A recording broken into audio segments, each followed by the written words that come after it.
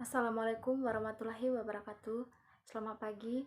Perkenalkan, nama saya Sofia Megiana Suryati Mumu, NIM 2020520074. Pada kesempatan kali ini saya akan membahas materi terkait pengadaan barang dan jasa. Yang pertama, saya akan membahas pengertian dari pengadaan. Pengadaan barang atau jasa adalah kegiatan pengadaan barang atau jasa oleh kementerian, lembaga, atau perangkat daerah yang dibiayai oleh APBN atau APBD yang prosesnya sejak identifikasi kebutuhan sampai dengan serah terima hasil kerjaan. Lembaga kebijakan pengadaan barang atau jasa pemerintah yang selanjutnya disingkat LKPP adalah lembaga pemerintah yang bertugas mengembangkan dan merumuskan kebijakan pengadaan jasa pemerintah. Pengadaan barang dan jasa meliputi barang, pekerjaan konstruksi, jasa konsultasi, dan jasa lainnya. Ada beberapa cara melakukan pengadaan barang atau jasa, yaitu yang pertama swakelola dan yang kedua penyedia. Swakelola adalah cara memperoleh barang atau jasa yang dikerjakan sendiri oleh instansi pemerintah terkait. Tujuan pengadaan barang atau jasa. Yang pertama, menghasilkan barang atau jasa yang tepat dari setiap uang yang dibelanjakan, diukur dari aspek kualitas, jumlah, waktu, biaya, lokasi, dan penyedia.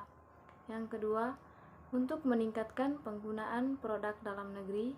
Yang ketiga, meningkatkan peran serta usaha mikro, usaha kecil, serta usaha menengah. Yang keempat, meningkatkan peranan pelaku usaha nasional. Yang kelima, mendukung pelaksanaan penelitian dan pemanfaatan pengadaan barang atau jasa hasil penelitian. Yang keenam, meningkatkan keikutsertaan industri kreatif. Yang ketujuh, mendorong pemerataan ekonomi. Dan yang kedelapan, mendorong pengadaan berkelanjutan. Ada beberapa prinsip dalam pengadaan barang atau jasa, yaitu yang pertama adalah efisien, yang kedua efektif, yang ketiga transparan, yang keempat terbuka, yang kelima bersaing, yang keenam adil, dan yang ketujuh akuntabel. Paparan Peraturan Presiden Nomor 12/2021 tentang perubahan atas Peraturan Presiden Nomor 16/2018 tentang pengadaan barang atau jasa pemerintah. Agenda paparan. Yang pertama latar belakang, yang kedua pokok-pokok perubahan, dan yang ketiga tantangan implementasi pengadaan barang atau jasa. Latar belakang. Undang-Undang Nomor 11 Tahun 2020 tentang Hak Cipta Kerja, yang di dalamnya yaitu menyediakan lapangan kerja seluas-luasnya. Yang kedua, memudahkan masyarakat usaha mikro kecil untuk membuka usaha baru. Dan yang ketiga, mendukung upaya pencegahan dan pemberantasan korupsi. Pokok-pokok perubahan. Yang pertama, tujuan pengadaan. Yang kedua, pelaku pengadaan. Yang ketiga, persiapan pengadaan. Yang keempat, pemilihan penyedia. Yang kelima, pengecualian. Yang keenam, usaha mikro kecil, koperasi dan produk dalam negeri. Yang ketujuh, sanksi dan pelayanan hukum. Dan yang kedelapan, ketentuan peralihan. Ada beberapa tantangan implementasi pengadaan barang atau jasa pemerintah. Tantangan implementasi tersebut yaitu adalah yang pertama, nilai paket untuk UMK maksimal 15 miliar. Yang kedua, tender cepat. Yang ketiga, pemenuhan SDM profesional. Yang keempat, inovasi untuk pencapaian pengadaan. Dan yang kelima, kecurangan. Isu aktual. Yang pertama, bagaimana implementasi eksistensi pelaku pengadaan dalam tatanan pengelolaan keuangan daerah, khususnya dengan pengaturan PMDN 77 tahun 2020. Yang kedua, bagaimana peran PPTK sebagai pihak yang juga muncul dalam Peraturan Presiden 12 tahun 2021.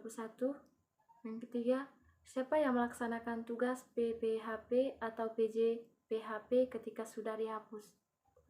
Kolaborasi kewenangan. 1. Pengelola keuangan. yaitu pengguna anggaran, kuasa pengguna anggaran, pejabat pelaksana teknis kegiatan. Yang kedua, pelaku pengadaan. Yang pertama, pengguna anggaran. Yang kedua, kuasa pengguna anggaran. Yang ketiga, pejabat pembuat komitmen. Implementasi Peraturan Presiden Nomor 12 Tahun 2021 bagi pengelola keuangan daerah dan pelaku pengadaan. Poin utama perubahan yaitu 1. Pelaku pengadaan, 2. SDM dan kelembagaan, 3. UMK, koperasi, dan PPDN, 4. Jasa konstruksi, 5. Pembinaan penyedia, dan 6. Marketplace pengadaan. Pelaku pengadaan yaitu PA, KPA, PPK, pejabat pengadaan, pokja pemilihan, agen pengadaan, dan penyelenggara swakelola dan penyedia. Pemilihan penyedia dan tata cara evaluasi. Metode pemilihan penyedia. Metode evaluasi penawaran penyedia sebagaimana dimaksud dalam pasal 38 ayat 1. Metode pemilihan penyedia barang atau pekerjaan konstruksi atau jasa lainnya terdiri atas yang pertama e-procurement, yang kedua pengadaan langsung, yang ketiga penunjukan langsung, keempat tender cepat, dan yang kelima tender. Sedangkan sebagaimana disebutkan dalam pasal 4 ayat 1, metode pemilihan penyedia jasa konstruksi terdiri atas 1. Seleksi, 2. Pengadaan langsung, 3. Penunjukan langsung. Secara singkat, metode pemilihan penyedia adalah mekanisme untuk memperoleh penyedia dari pelaku usaha. Pelaksanaan konstruksi. Jenis-jenis kontrak konstruksi. Yang pertama, build kontrak merupakan jenis kontrak yang tinggal menerapkan atau mengimplementasikan rencana atau desain proyek yang sudah ada. 2. Fixed price kontrak. Kontrak ini melakukan perhitungan kontrak berdasarkan pada biaya dari setiap unit, ukuran, atau volume. Variasi dari kontrak ini adalah harga tetap tidak berubah hingga proyek selesai atau flat rate, atau harga yang didapatkan dengan perkiraan volume atau sliding rate. Yang kedua, lump sum kontrak. Kontrak dengan ruang lingkup pekerjaan dan jumlah harga yang pasti dan tetap dalam waktu tertentu.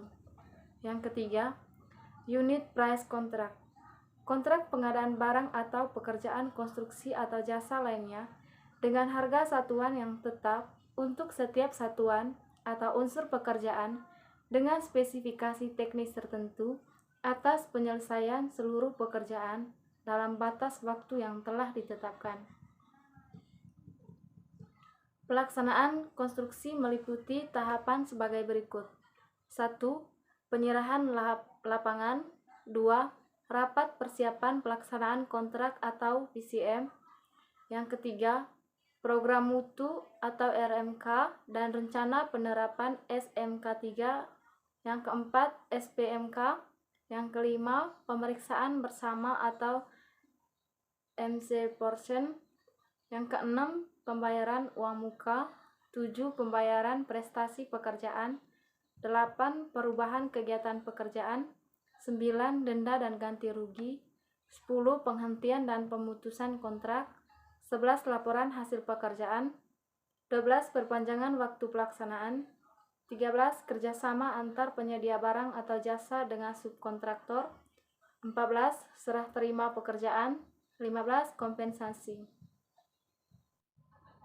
Sekian dari materi yang dapat saya presentasikan. Assalamualaikum warahmatullahi wabarakatuh. Selamat pagi. Terima kasih.